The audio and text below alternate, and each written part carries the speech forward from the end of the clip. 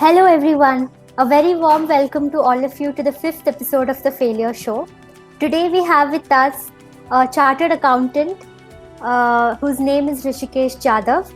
He cleared his CA finals in November 2020 after 7 attempts. So, kudos to his determination, patience, and dedication to achieve his goal.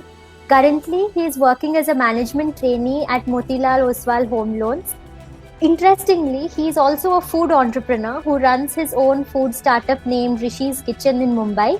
And the most surprising part is he started this while preparing for his CA finals. So I'm very curious to know his story and what moves him to do such very different things together. Hi Rishikesh, a very warm welcome to the show. Thank you so much for agreeing to be featured here. Thank you. Thank you so much for having me on your show. My pleasure. First of all, hearty congratulations for having cracked the CA exam, which is one of the toughest exams in our country. Thank you. We would like to know, why did you choose to pursue CA as your career? I mean, when did you decide that this is what you want to do in your life? Yeah. So first of all, I would like to tell you the thing that I'm sitting here in front of you only because of my mother. Because we had no resources, to support my education and the higher education, or even to support the basic things that generally a household needs. Because my father passed away when I was only 5 years old. Okay. So since then, my mother started working, and she is not that much educated. She is only 7th class, and she was from village. When my father died, she had no clue as to what to do, to work wise. How she will get the money to support her family and etc. So she started working as a household help. She used to go to others' house to clean their devices, and the jhadu posa karte hain, etc. So that's how she raised me, and I completed my studies from municipality school, which is there in Lower itself. Till 7th standard, I studied there, and during the school time, I had no intentions of studying. As you know, how the child boys are, they're all rusty and they have no interest in studying. So I mean, my school days till 10th standard, I was not at all into studies. So Okay. after getting out of the municipality school and joining the Shardasham Vidya Mandir, which is at Dadar, Marathi medium I studied in. So during that phase, 8 to 10, I kind of when you it is like when you realize something, it gets enlightened. That the things that you are doing is not right, are not right. You have to now grow up. I mean, for people like us, there is no age to grow up. Your responsibilities and the environment you grow up in teaches you a lot. So from ninth standard, I decided that I have to do something. After 10th, I mean, I can't let my mother work so hard, because she used to get up at, man, you won't believe, she used to get up at 2:30 in the morning to make the chapatis. She did it for 17 years. She used to get up at 2:30. She used to make 1,200 to 1,500 chapatis by herself, all by herself, to 2:30 to 1 o'clock in the afternoon. Oh So my that, God. so I have seen all her struggle, growing up. But you sometimes what happens, you want to do so much, so many things, but you don't have the resources, not the intellect to do the same. And I am that person. I had no, that kind of intellect, that I'll study and I'll flourish in whatever I do. Whatever I did, just a donkey work, how donkey does, बस बोझा डालो, उसको पता है उसको लेके जाना है वहां तक. So that's how I dragged myself to the point where I'm sitting right now.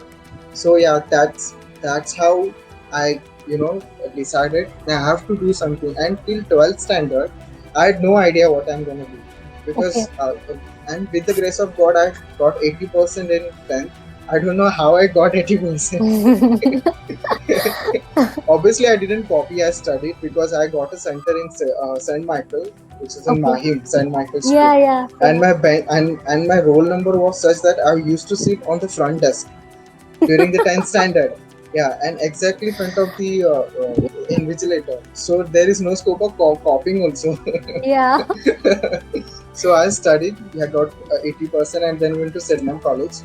And Okay. all the peoples who were there in Sydenham College were from Pedder Road, which is Malabar Hill, Nepean Road. They used to talk about their futures during the 12th standard. I'll do CA, I'll do MBA after. And I used to want to, अरे मैंने क्या सोचा है, मैं क्या करूँगा, MBA तो नहीं कर सकता, 15 लाख 5-6 लाख जो होते हैं कहाँ से लाऊंगा इतने पैसे। हाँ मम्मी तो 10 रुपए देती थी कॉलेज जाने के लिए। तो हाँ बहुत सारे लोगों को देखा कि सीए कर रहे हैं, तो सीए का मैंने I researched on the CA. I mean, what are the fees and curriculum, etc. So I found out that this is the cheapest course available, and all I need to do is work hard. I mean, the yeah. more I work, the more result I'll get. So I decided to go for CA because उस time पे registration fees 8,000 था, कैसे वैसे तो 8,000 तो जमा किए थे, तो सीपीटी दिया और .102 मार्क्स मिले थे, 51% इन सीपीटी। Okay. सो या सीपीटी पास हुआ तो yes, it was a good milestone according to me, because मुझे पता था कि अगर मैं फर्स्ट अटेम्प्ट में सीपीटी नहीं होऊंगा, क्योंकि क्लासेस भी नहीं थे, क्लासेस अफोर्ड ही नहीं कर सकता था, तो सीपीटी के लिए क्लास नहीं किया। मुझे एक पता था कि मेरा मैथ्स अच्छा है and I can score good in maths. Okay. So maths की वजह से पास हो गया सीपीटी। आईपीसीसी में आया। आईपीसीसी में दो ग्रुप रहते 7 सब्जेक्ट्स के। Okay. तो मुझे पता था 7 सब्जेक्ट्स एक साथ नहीं होने वाले मेरे से, तो मैं टेंशन में बैठा था। मम्मी पहला क्लासेस ज्वाइन किया था फर्स्ट ग्रुप के लिए, क्योंकि पता था कि आईपीसीसी नहीं होगा विदाउट पास। तो मैंने वही बोला, मम्मी 7 सब्जेक्ट तो नहीं होंगे मेरे से, मैं नहीं कर पाऊंगा। तो वो तो बेचारे कुछ बोल नहीं रहे थे, उसको पता ही नहीं कि आईपीसीसी होता क्या है। पहली बात कि मेरा बच्चा कर क्या है। हाँ. बोल रही तू जो करना है वो कर, कोई इश्यू नहीं है, जो तेरे से होता है वो कर। मुझे तू कुछ भी ऐसा, मुझे कोई ऐसे सपने नहीं है कि you will go to corporates, I mean we'll get a good job and we will be having a good house or cars and etc. ऐसा कुछ नहीं है, बस तू कुछ पढ़ और मुझे वड़ा पाव भी खिलाएगा चलेगा मुझे, बस तू मतलब तू ते मराठीमध्ये बोलतात ना, तू वाया नको जाऊस। I don't understand. मतलब हाँ, तो what I wanted to say is मतलब तू बस ऐसा वेस्ट कुछ मतलब बाहर के लाइन में जाओ मत, कुछ भी कर, पढ़ाई कर। Okay, got it. Wow. So yeah, so that was the IPCC. So I studied IPCC and I passed in first attempt because accounts I used to like so much, and SFM, Strategic Financial Management, were my fortes. So I cleared IPCC and then I started my internship.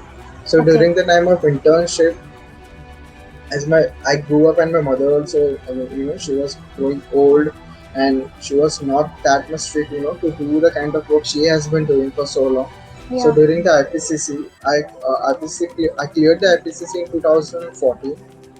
Then I started my internship. So I completed my internship in 2017. So by that time, अभी उससे उतना काम नहीं हो रहा था, और internship में आपको पता है बस 3,000 या 5,000 रुपीज मिलता है, तो इतने से घर नहीं चलता है। तो इंटर्नशिप जैसे खत्म हुई मेरी, तो मैंने काम ढूंढा, और इंटर्नशिप के टाइम पे ही मैंने सेकंड ग्रुप भी क्लियर कर लिया था मेरा। तो वो इंटर्नशिप छोड़ने के बाद एक इंसिडेंट हुआ था कि मेरी मम्मी का बहुत, जो काम करते हैं बहुत स्वेटिंग, एक्सेसिव स्वेट जाता है उसमें से, लिटरली खून पसीना जो बहाना पड़ता है ना, सो उसने किया था। तो इतना उसका जो आयरन लेवल जो होता है ना अपने बॉडी में, स्वेट की वजह से वो इतना कम हो गया था कि उसको 10 इंजेक्शंस देने पड़ा उस टाइम पे। तो 2017 में उसने काम छोड़ा, तो घर में कमाने वाला भी कोई नहीं था उस टाइम पे। मैंने भी इंटर्नशिप भी छोड़ दी क्योंकि I wanted to go for a new job that is from where I will get a money to support my family. So 2000 सितंबर 2017 से लेकर मई 2018 तक का बैच इतना रफ था, तो उसमें मैंने एक डिसाइड कर लिया था, फाइनल्स के तो 2 ग्रुप होने से रहे, तो कुछ भी करते हैं। 16 में मैंने पहला अटेम्प्ट दिया था, 16, 17 के 2 अटेम्प्ट तो ऐसे ही चले गए थे, तो 3 अटेम्प्ट वेस्ट हो गए थे। मैंने बोला अभी 2 ग्रुप तो रहने दो, छोड़ दो बाजू में, तो अपने से नहीं होने वाला। तो मैंने सोचा कि पहले फर्स्ट ग्रुप जो ग्रुप 1 था उसके ऊपर कॉन्सेंट्रेट करते हैं, और मैंने पढ़ाई किया। मई 2018 में फर्स्ट ग्रुप क्लियर हो गया था और उस टाइम पे जॉब भी ढूंढना, तो जैसे एग्जाम खत्म हो गया मैंने जॉब ढूंढना चालू किया और with the grace of God job भी लग गई थी। अच्छा जॉब था, मतलब ओके। इंटर्नशिप से तो ज्यादा पैसे वहाँ पे मिल ही रहे थे। हाँ। तो वो मई 2018 में फर्स्ट ग्रुप क्लियर हुआ और जून 2018 में जॉब भी लग गई। तो वो था एमएनसी का जॉब। ना वो छुट्टी देते हैं ना उनको कुछ लेना देना है कि कोई पढ़ाई कर रहा है क्या कर रहा है, बस वो 7 दिन छुट्टी देते थे। वैसे मेरा मैनेजर अच्छा था, वो तो 15 दिन दे देता था बेचारा, लेकिन 15 दिन में इतना सीए का सिलेबस ग्रुप का कवर होने वाला नहीं था, क्योंकि अकेले डायरेक्ट टैक्स जो इनकम टैक्स है उसके लिए 2 महीने लोगों के चले जाते। तो वो भी 2018 से लेकर 2019 तक थोड़ा सेविंग कर लिया था। मैंने सोचा अभी साल भर कर लेता हूँ, फिर 6 महीना गैप लूंगा, वो सेविंग्स में मेरा चल जाएगा और एग्जाम भी मैं क्लियर कर लूंगा। तो इसलिए मैंने अगस्त 2019 में जॉब छोड़ी। ओके। तो मैंने सोचा नवंबर 2019 दे दूंगा, एग्जाम पास हो जाऊंगा, लेकिन मैं उसमें नहीं हुआ पास। तो फिर 2020 आया, मैं जॉब ढूंढ रहा हूँ और जॉब लगा भी था, लेकिन तब तक ये पैंडेमिक। तो कैसे कैसे जून 2020 तक मैंने जो पैसा बचा था उसमें से घर चला, लेकिन बाद में पता चला कि अभी कुछ बचा नहीं है, बाहर जॉब भी नहीं मिल रहा है, सब बंद है, तो मैं क्या करूँ समझ नहीं रहा था मुझे। तो बहुत सारे लोग हैं ना, मम्मी से कुछ ना कुछ बना के लेके जाते थे, क्योंकि मम्मी मेरा बहुत अच्छा बना रही थी। तो मैंने सोचा क्यों ना मैं इसे बेचना शुरू करूँ। तो पहले मैंने क्या किया, मम्मी का जो 2-3 डिशेस था, जैसे दही वड़ा वगैरह है, वो बहुत अच्छा बनाती है, और मालपुआ, दही वड़ा और ढोकला, तो मैंने बनाया। और 750 टेनेंट्स है यहाँ पे, 9 चाल है टोटल। हाँ। तो मैंने क्या कैसे जो जिनको मैं अच्छी तरह से जानता हूँ 50-60 लोगों को, तो उनके घर में जाके पहले सैंपल्स दे दिए थे कि आप ये देखो मैं ये चालू कर रहा हूँ, आपको पसंद आए तो मुझे नेक्स्ट दिन से ऑर्डर दे देना। प्रायर ऑर्डर्स होगा तभी करेंगे हम लोग, ये तो नहीं कर सकते, क्योंकि मम्मी और मैं अकेला ही था। मैं तो कुछ खाना बना नहीं सकता, बस कटिंग सेटिंग करने का दे सकता हूँ। तो वैसे चालू किया, लोगों को पसंद आ रहा था। तो लॉकडाउन जून 2020 से लेकर अभी जॉब लगने तक मेरा घर उसी पे ही चल रहा है। सब लोग बोल रहे थे कि कुछ रेंट से ले, ये कर वो कर, लेकिन मुंबई में आप देखने जाओगे तो रेंट 100 स्क्वायर फीट का भी शॉप रहेगा तो उसका 50,000 के नीचे रेंट ही नहीं रहता। जी सही है। तो मैं वही सोच रहा था कि ये तो बढ़ तो सकता है, लेकिन अगेन मेरी my mother will have to work, and I don't want to make her work anymore. But now she will sit at home and she'll enjoy her life बस। So वो तो चल रहा था, लेकिन एग्जाम भी थी। सर को मैंने बोला अभी ये तो है, लेकिन क्या कर सकते हैं, मतलब ऑर्डर्स भी आते थे तो वो डिलीवरी भी देना चाहता था, लेकिन ऐसा लगता है कि डिलीवरी देने जाना है, लेकिन वो प्रिपरेशन करते करते ना पूरा आधा दिन चला जाता बस। तो मम्मी और मैंने डिसाइड किया था कि नवंबर 2020 में एग्जाम है, क्योंकि मई 20 का जो एग्जाम था वो तो पैंडेमिक की वजह से नहीं हुआ। उन्होंने बोला कि जुलाई में होगा, जुलाई में भी नहीं हुआ। बाद में बोला जुलाई से सीधा नवंबर में होगा, तो नवंबर का भी पोस्टपोन होकर दिसंबर में। मम्मी को बोला कि नवंबर में हम लोग कुछ नहीं करेंगे, बस अभी इतना तक आ गया, फिर से मुझे किसी के घर में जाके डिलीवरी देना है, तो कोई गलत बात नहीं है, ऐसा कुछ नहीं है, पेट भरता है उससे। लेकिन ऐसा मुझे लग रहा था कि यार मैं सीए बना हूँ, यार मैं क्या कर रहा हूँ, जा रहा हूँ लोगों के घर में लेके, और लोग भी ऐसे देखते थे ना कि अरे तू तो सीए, ये कब क्यों चालू किया? बोला हाँ चालू किया, अभी क्या घर में बैठ के कुछ कर नहीं सकते तो चालू करो, लेकिन उनके सामने तो रोना नहीं रो सकता मैं। तो हाँ बस एक्सपेरिमेंट कर रहा हूँ, बोला अभी क्या करें घर में। तो और 2 इंसिडेंट ऐसे भी हुए थे कि मेरा अंकल है, बड़े पापा, वो दादर पोस्ट ऑफिस में काम, तो वहाँ पे 60-90 लोगों का खाना था। पहला ऑर्डर था बड़ा मम्मी के साथ, हाँ चिकन वगैरह सब बनना था, तो उसका तो मैं वहाँ पे लेके गया। तो मुझे तो पहली बार तो ये पता नहीं था कि वहाँ पे जाऊँगा तो उनको प्लेट भी सब सर्व करके भी देना पड़ेगा। तो मैंने इसे रखा टिफिन वगैरह, मैंने बोला यहाँ से ले लो। तो एक आया आदमी, उनका मैनेजर था, बोलता तू लेके आया तो तू सबको बांटना करके। मैंने बोला ओके ठीक है मैं बांटता हूँ। तो वो सब कुछ हो गया, लेकिन तभी भी मतलब मैं बता नहीं सकता कि कैसा है, मतलब मैं वो सिर्फ देख रहा था, मतलब ये क्या हो रहा है यार, ये क्या कर रहा हूँ। ओके। तो कभी सोचा ही नहीं था कि ऐसा भी कुछ करना पड़ेगा। हाँ। मैंने सीए ज्वाइन क्यों किया था, बस अभी आगे ही बढ़ना है, पीछे आगे से क्लियर हो गया था, अच्छा जॉब करूंगा, फिर पैसे की भी नहीं कमी आएगी, कभी मम्मी को भी कुछ प्रॉब्लम नहीं हुआ। लेकिन पेंडेमिक में ऐसी जगह पे आके रख दिया मुझे, मेरी मम्मा को और मुझे ना, कि जैसे जैसे मम्मा ने स्टार्ट किया था मेरे पापा जाने के बाद, तो उसी स्टेज पे हम लोग फिर से आ गए थे कि अभी क्या करें। तो उसकी ओके। वजह से ये रिसर्च किचन चालू हो गया। तो अच्छा खासा चल भी रहा है। अभी भी मम्मी के पास बहुत लोग आते हैं, अभी ये करके दो वो करके दो, लेकिन वो जितना होती है उतना ही होता है। तो बस ये सब स्टोरी थी। और नवंबर 2020 में जैसे जैसे दिन रात बैठ के मुझे ग्रुप 2 निकालना ही था, पास हो गया, मैं फाइनली सीए बन गया। और मेरे 750 लोगों में पहला सीए हूँ। मतलब जो बंदा सीए बना है, इतना सब मतलब चाल में रहते हैं, कैसा क्या होता है वगैरह, पहला आदमी मुझे चार्टर्ड अकाउंटेंट बना है उसमें। वाओ। तो सारे जो लोग थे ना, वो ऑब्वियसली मैं तो बना, लेकिन मम्मी का उन लोगों को बहुत प्राउड होता है कि इस औरत का हस्बैंड चला गया है, ना किसी के सामने कभी हाथ फैलाया उसने, ना कुछ किया, बस खुद मेहनत करती रही और बच्चे को पढ़ाया। तो सारे लोग, इवन एमएलएस भी आए थे मिलने के लिए कि भाई कैसा होता है ऐसे लोग देखने को वाओ। उस दिन। ओके। क्योंकि क्योंकि मतलब स्लम्स और चाल का आपको एनवायरनमेंट तो पता होगा, आप कभी गए होंगे, हाँ हाँ। वहाँ पे नहीं पता। कोई ज्यादा इतना पढ़ाई वगैरह करता, तो बहुत अलग लग रहा था लोगों को। तो सारे लोग आए थे। तो यहाँ तक की स्टोरी ऐसी थी। और अभी ये रिसेंटली मैंने ज्वाइन किया Motilal Oswal. Wow, my mind is blown. I mean, your journey is so inspiring. Hats लेकिन off to your determination. Ashikesh, your story is really inspiring. I'm sure बहुत सारे ऐसे बच्चे अभी सीए पढ़ रहे हैं. They will be very inspired listening to you. yes, ma'am. You can call me Pranusha. Okay, मेरा अगला सवाल आपसे है कि you know you took 7 attempts to clear it. Yes. What gave you that strength to get up and restart your preparation every time you fail? It's not easy, बहुत लोगों के पास ये वाला courage और determination नहीं होता है. Yes. वो तो है। पहली चीज तो फेल होने के बाद ऐसा लगता था कि अरे इतना भी पढ़ाई किया है, नेक्स्ट टाइम भी करूंगा, फेल हो जाऊंगा तो क्या होगा, फिर से बस वही साइकिल, वही बुक्स लो, अगर अमेंडमेंट हो गया तो वही जेरोक्स निकालो, फिर से वही रखो, फिर से जाके लिखो। लेकिन उसमें एक चीज था कि सीए जो है बहुत कम है यहाँ पे, और सीए का जो अथॉरिटी रहता है, मतलब जो प्रैक्टिसिंग सीए है, उनका तो कुछ बात ही अलग है। और कंपनीज भी आप भी जाओगे तो उनका जो वे ऑफ वर्किंग रहता है और जो ट्रीटमेंट उनको मिलता है वो कुछ अलग ही रहता है।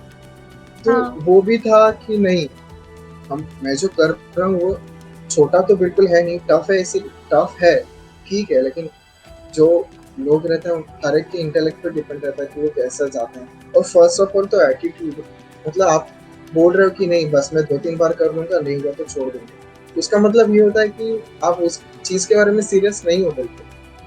तो आप किसी चीज के बारे में सीरियस ही नहीं हो तो वो करके भी कुछ फायदा नहीं है। तो मेरा वो नहीं था, मैं सीरियस था, लेकिन प्रॉब्लम तो प्रैक्टिकली जो जीने में था ना वही आ रहा था।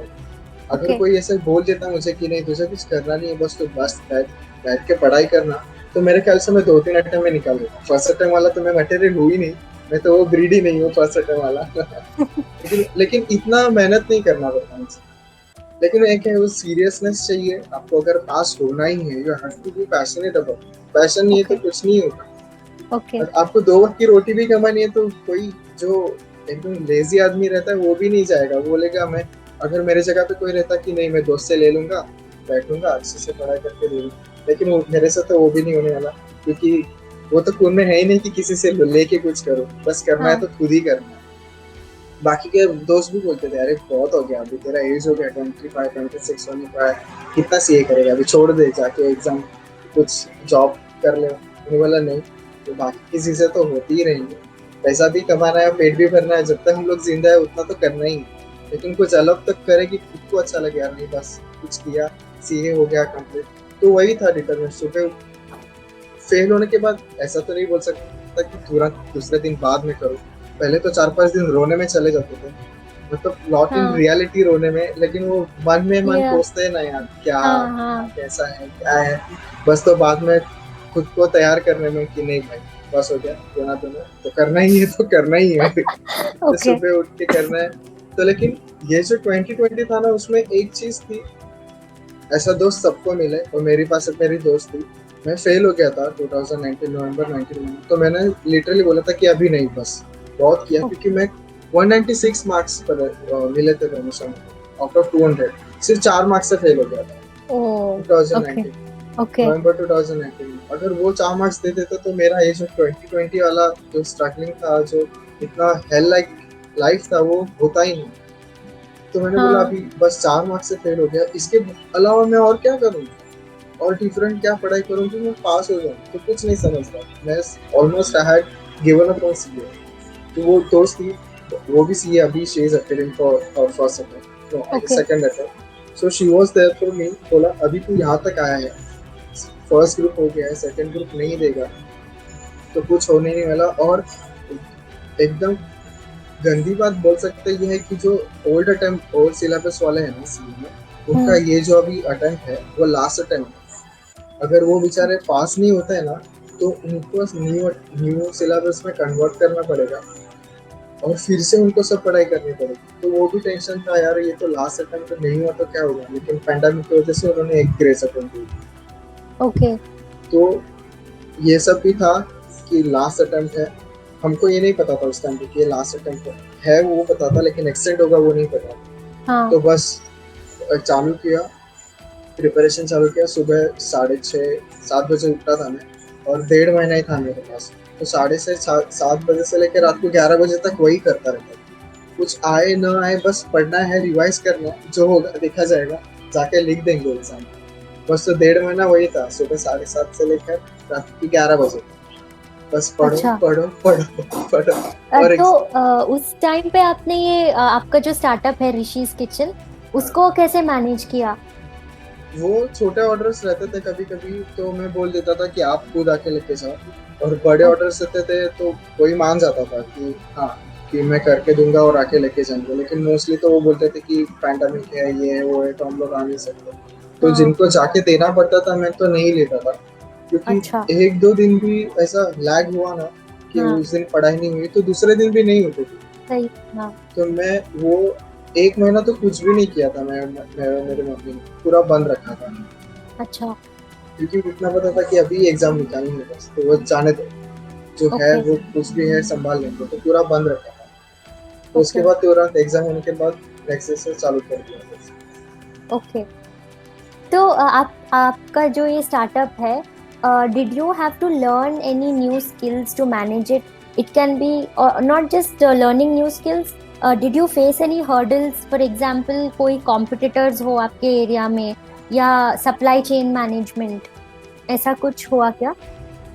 हाँ, मैंने जब चालू किया था तो मैंने फेसबुक पे डाला था पहले बार। फेसबुक का जो पेज क्रिएट करना रहता है, तो मैंने पेज क्रिएट किया था उससे, तो उससे हाँ बहुत सारे लोगों के पास चला गया। मुझे मुंबई सेंट्रल और आगे जो चर्च गेट का भी एरिया था ना, वहां से भी कॉल आते थे कि आप ओके। दोगे क्या, हाँ दही वड़ा वगैरह ला के दोगे। तो मैं तो खुश हो जाता था, लेकिन पहली बात तो चर्च गेट तो नहीं जा सकते इतने दूर, और हाँ वो बोलते थे कि नहीं सिर्फ 2-3 प्लेट चाहिए। बोला यार 280 और 90 रुपए के लिए मैं वहां से कहाँ जाऊंगा।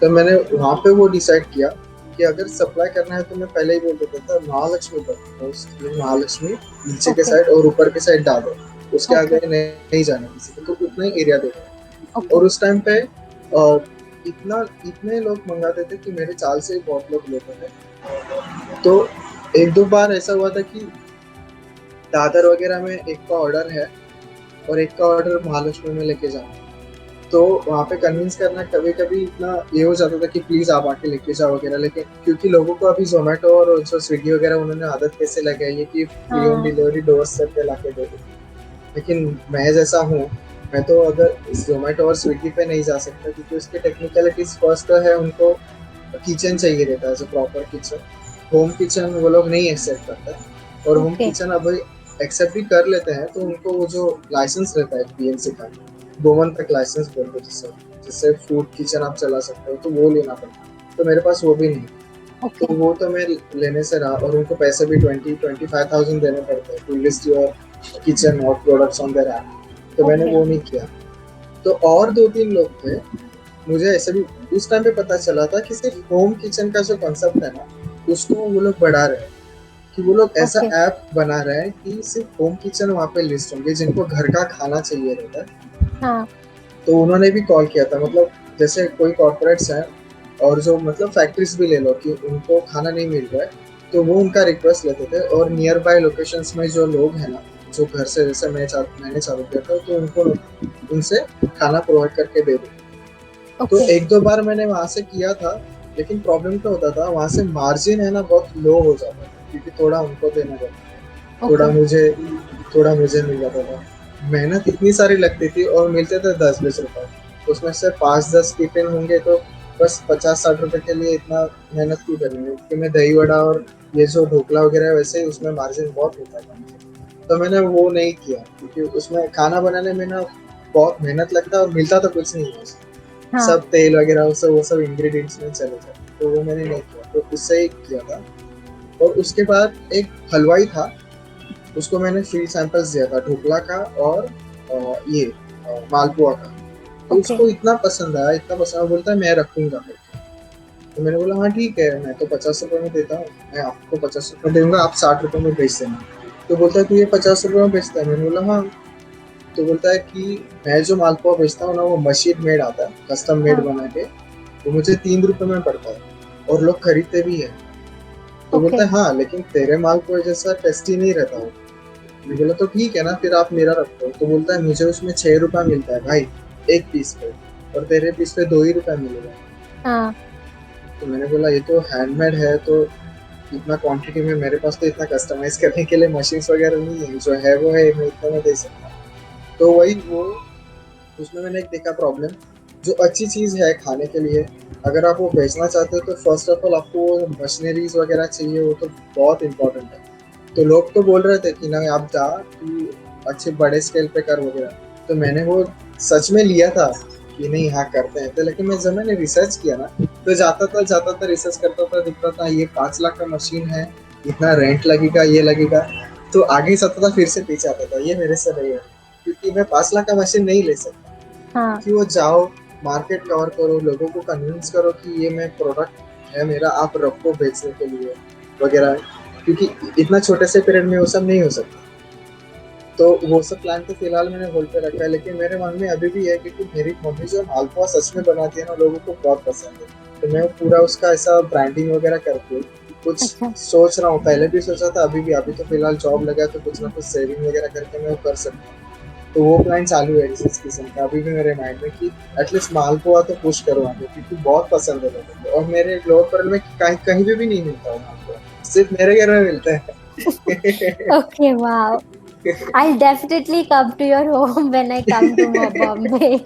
श्योर श्योर बनी, सो श्योर। आप uh, गणपति के टाइम आना, क्योंकि इस टाइम मैं गणपति ला रहा हूँ। लास्ट टाइम बोला था मम्मी को मैं पास हूँ ना हूँ, लेकिन नेक्स्ट ईयर से एटलीस्ट 3 साल क्यों है ना, हम लोग गणपति ऊपर लाएंगे घर। Great. तो आपकी ये जो जर्नी है, बोथ क्रैकिंग सीए एंड आपका जो किचन, ऋषिज किचन चलाने का, आपको क्या लगता है आपका सबसे बड़ा फेलियर क्या है? And not just that, the failure which made you evolve as a person. सबसे बड़ा फेलियर तो मैं खुद एक्सेप्ट करता हूँ, एडमिट करता हूँ कि मैं थोड़ा लेजी हूँ, थोड़ा नहीं बहुत लेजी हूँ। एंड वो प्रोक्रेस्टिनेट करते हैं ना कि नहीं कल करूँगा कल करूँगा, तो ये दो चीज़ें कहीं पे है, मुझे बहुत बहुत अफेक्ट कर किया ओके। Till date.